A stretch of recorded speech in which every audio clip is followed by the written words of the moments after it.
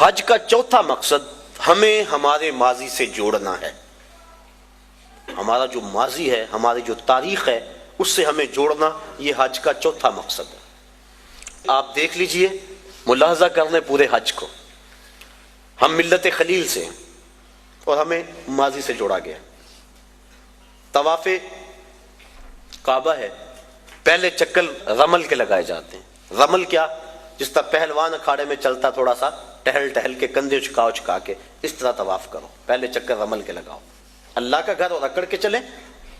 لیکن تاریخ ڈھونڈی تو یوں ماجرا سامنے آیا کہ فتح مکہ کے دن کافر چھتوں پہ تھے، مسلمان شب و روز ہجرت مدینہ کے بعد جنگوں کی محنت، دین کے لیے تگ و تاز اور جد و جہد میں مصروفیت کی وجہ سے سخت کمزور تھے.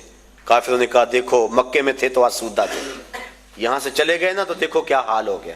آقا کریم فرمایا ذرا تم تھوڑا سا ٹہل کے چلو تاکہ انہیں پتہ چلے ہم ماڑے نہیں تگڑے ہیں.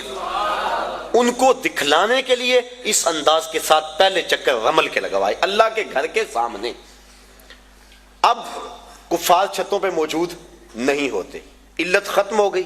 جب علت ختم ہوئی تو معلول بھی ختم ہونا چاہیے تھا، لیکن علت ختم ہوئی، معلول ختم نہیں ہوا. چکر اسی طرح لگائے جاتے ہیں، گو کافر نہیں دیکھ رہے، یار کی سنت کو تو ادا کرنا ہے. تو یہ ماضی سے ہمیں جوڑا جا رہا ہے. ہمارا ذہن پلٹ کے ادھر چلا جاتا ہے اور فتح مکہ کا منظر آنکھوں کے سامنے گھوم جاتا ہے اور اسلام کی شان و شوکت سمجھ میں آتی. اب طواف کر لیں تو حجر اسود کو چومنا ہے. حجر اسود ایک پتھر ہے سیاہ رنگت کا، اور اس کو بھڑ بھڑ کے چوما جاتا ہے.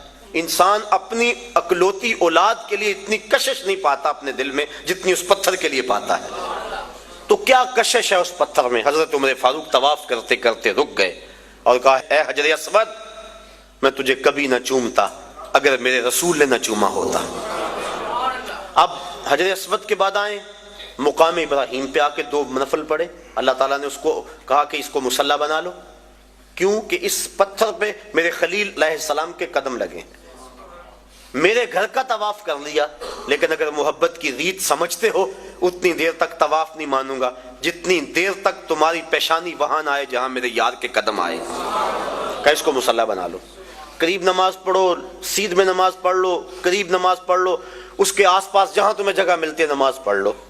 یہاں نماز پڑھو گے اللہ تمہاری نماز قبول کرے گا، حج بھی قبول کر لے گا. ذرا غور کیجئے، اسلام نے تو پتھروں سے دور نہیں ہٹایا، پتھروں سے ہٹایا ہے، پتھر توڑے گئے، لیکن حجر اسود بھی پتھر، مقام ابراہیم بھی پتھر، ان پتھروں کے نیڑے کیا جا رہا ہے. پتھروں سے دور کیا، ان پتھروں کے قریب کیا جا رہا ہے. کہا یہ وہ پتھر ہیں جس پہ کسی کے قدم لگے ہیں، کسی کے لب لگے ہیں، اس لیے ان پتھروں کے قریب کیا جا رہا ہے.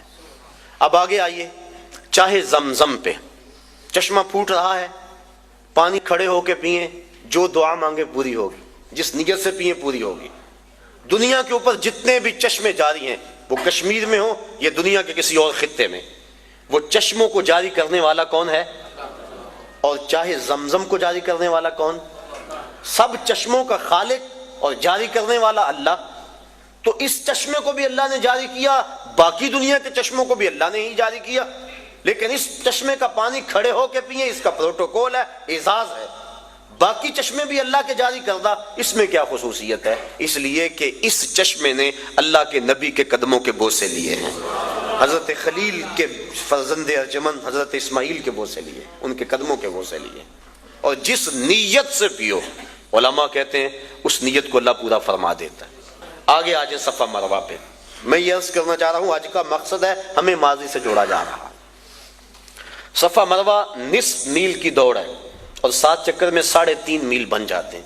حاجی تھکا ہوا ہوتا ہے لیکن اس کو یہاں حکم ہے دوڑنے کا، اور وہاں عجیب مستی میں لوگ دوڑ رہے ہیں، بچے بھی، بوڑھے بھی، جوان بھی، مرد و زن. جن سے دوڑا نہیں جاتا وہ ریڑیوں کے اندر ان کو ڈالا ہوا ہے، ان کو کھینچا جا رہا، وہ بھی دوڑ رہے ہیں.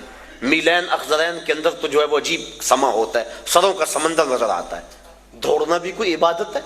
دوڑے جا رہے ہیں. مقصد کیا؟ حضرت ہاجرہ تو اس لیے دوڑی تھی کہ ان کو بیٹے کے لیے پانی چاہیے تھا. حاجی کی بغل میں پانی کی بوتل ہوتی ہے، اور وہ تو اس لیے دوڑی تھی کہ بیٹے کے لیے پانی کی تلاش تھی. اور یہاں حاجی کے ساتھ بیٹا بھی دوڑ رہا ہوتا ہے، ماں بیٹا، باپ بیٹا اکٹھے دوڑ رہے ہیں، پانی کی بوتل بغل میں ہے لیکن دوڑ رہے ہیں. تو کیا یہ پانی کے لیے دوڑ رہے ہیں؟ نہیں. بیٹے کے لیے دوڑ رہے ہیں؟ نہیں. یہ تو محبوب کی ادا کو ادا کر رہے ہیں. جب سائی مکمل کر لیں تو قصر کرائیں یا حلق کروائیں، سر منڈوا دیں. یہ سر کیوں منڈوایا گیا؟ اس لیے کہ بال اتر جائیں، پھر غسل ہوگا، احرام اتر جائے گا تو انسان ہلکا پھلکا ہو جائے گا، تر و تازہ ہو جائے گا، بال اتر جائیں گے. یہ مقصد اگر ہوتا تو جس کے بال ہوتے اس کو تو حکم دیا جاتا. لیکن حکم ہے کہ ایک شخص پیدائشی طور پہ گنجا ہے، اس کے سر پہ ایک بال بھی نہیں ہے، اب اس کو حکم ہے کہ وہ خالی استرا لے اور اپنے سر پہ پھیرے. امراء الموسیٰ للکوسیٰ فی الحج، وہ لے استرا اور اپنے سر کے اوپر، جلد کے اوپر خالی پھیرے. کوئی اسے دیکھے یوں کرتا ہوا تو کہے گا کہ یہ اس کی عقل ٹھیک ہے، سر پہ تو بال بھی نہیں، استرا پھیر رہا ہے. بال ہوں تو استرا پھیرے، تو وہ اسے کہے گا میاں بالوں کو اتارنے کے لیے استرا کوئی نہیں پھیرتا. یہ تو محبوب کی ادا کو ادا کیا جا رہا ہے. اللہ اکبر. دیکھ لیں پورا حج، دیکھ لیں رمی جمار، دیکھ لیں شیطان کو کنکر مارے جا رہے ہیں. حضرت ابراہیم، حضرت اسماعیل علیہ السلام کو تو نظر آیا تھا شیطان، حاجی کو نظر آتا ہے؟ اسلام تو ایک لمحہ بھی بے مقصد گزارنے سے روکتا ہے کہ ایک کام بھی بے مقصد نہ کرو. یہاں شیطان نظر بھی نہیں آ رہا اور پھر بھی کنکر پھینکے جا رہے ہیں. تو پورا حج دیکھ لیں، ہمیں ہمارے ماضی سے جوڑا جا رہا ہے. یہ حج کا ایک جو ہے وہ بنیادی مقصد تھا.